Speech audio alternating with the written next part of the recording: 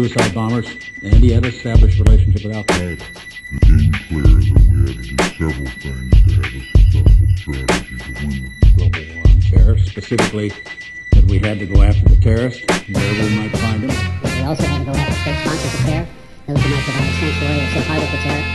And we also then finally had to stand up democracies in their stead afterwards, because that was the only way to guarantee that these states could not again become safe harbors for terror or for the development of deadly weapons. Concern about Iraq specifically focused on the fact that Saddam Hussein had been several things to have a successful strategy to win the global war on terror, specifically that we had to go after the terrorists, wherever we might find them, that we also had to go after state sponsors of terror, those who might provide sanctuary or safe harbor for terror.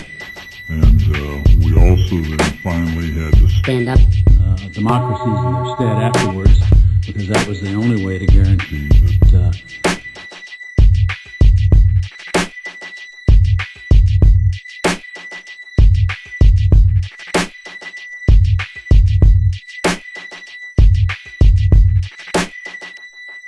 deadly weapons, terror,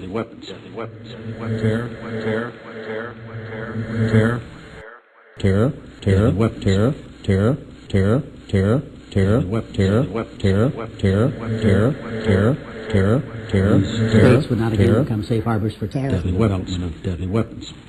Concern about Iraq specifically focused on the fact that Saddam Hussein had been for years listed on the state sponsor of terror, that he had established relationships with Abu Nidal, who operated out of Baghdad. He paid $25,000 to the families of suicide bombers, and he had established a relationship with Al-Qaeda. The effort that we mounted with respect to Iraq focused specifically on the possibility that this was the most likely nexus between the terrorists and weapons of mass destruction. The biggest threat we face today is the possibility of terrorists smuggling a nuclear weapon or a biological agent into one of our own cities and threatening the lives of hundreds of thousands of Americans. What we did in Iraq was exactly the right thing to do. If I had to recommend all over again, I would recommend exactly the right same course of action. The world's far